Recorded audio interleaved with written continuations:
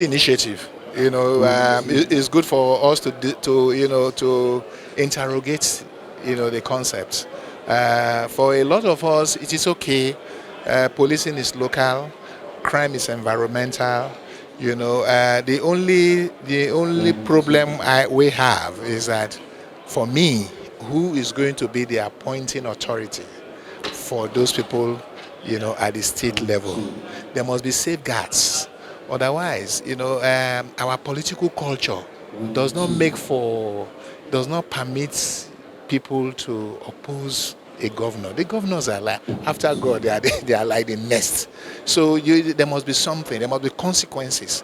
If you abuse those powers while you are there, then by the time you are done, then there must be consequences. You must answer for those, aberrations or infractions of people's human rights and all these other things. But give and take. If we are able to harness, community involvement in policing, it will be robust. You get more information, you get more intelligence, you get more buy-in. The response time is swift, but those safeguards have to be there. Because I Otherwise, noticed from the speech of the IGP that the police don't seem to be in support of state police. well, you don't expect them to say they want the police cannibalize under their watch. But this is not the first time a police reform has talked about decentralization. The Damadame report was very, very vehement about it when he said that, the police is over centralized, that we need to devolve powers.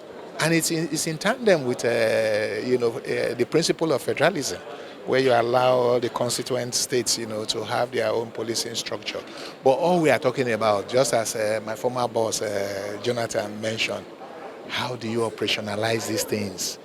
Have you ever heard of a chief who wants to give up power? No, nobody wants to give up power. So that is where the problem is going to lie. Our DNA, our political culture does not does not tolerate, people stomaching criticisms or alternative views. So we'll just pray that we're able to get through it, with time.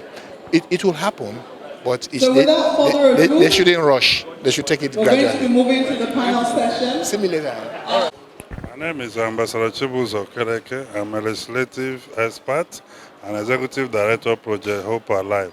Okay, what would you say is your thinking about this dialogue? Well, this is one of the most important steps you take in nation building. Everyone knows that Nigeria is challenged with a lot of insecurity, and over the years we have identified dysfunctional security architecture as a major challenge. So the House of Representatives bringing this dialogue is critical in addressing the issue of security architecture of the nation. Most federal states, across the world have, state policing. It's a multi-level policing system. We've studied India, we've studied United States, we've studied Germany, and a lot of other countries. So I have been of opinion that state police is eminent in Nigeria, and we should start implementing immediately.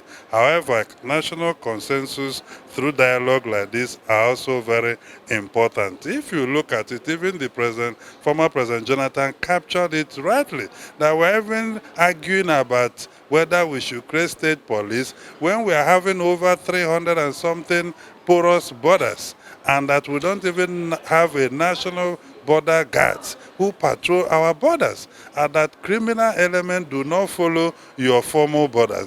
So you are looking at a country that is challenged on every side. We know those challenges and we know what to do to fix it. So the argument about whether a governor will use state police again, to me, it may be important, but every governorship seat is transient. It's every 4 years, at most 8 years. So we cannot, because of individual occupying offices, and not build our nation by creating a policing system that can help us police effectively at the local level. So this dialogue is important, and as you know, the National Assembly is a very important organ of arm of government in this respect. So amending the constitution is critical to building a legal framework that can help drive the process. So I think that this will be able to lead to that. Yeah, but if Yeah. you listen carefully, you remember that the former president did say something like this was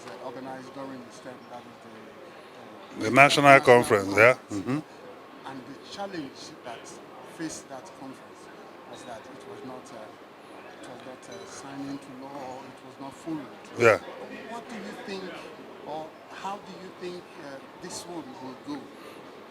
What is the difference between the national conference and this particular dialogue by the National Assembly, House of Rep in particular, is to the fact that the national conference was organized by the executive and did not take further steps to transmit the resolutions of that conference for legislative actions. In this particular dialogue, the legislature itself, with the power to make law for the peace and good governance of the country, is the one organizing. So they have the constitutional legislative powers to actually implement by altering the provisions of the Constitution, amending or repealing and reenacting the Police Act, and then also seeking partnership with the President to be able to implement it. Yeah. Thank you very much.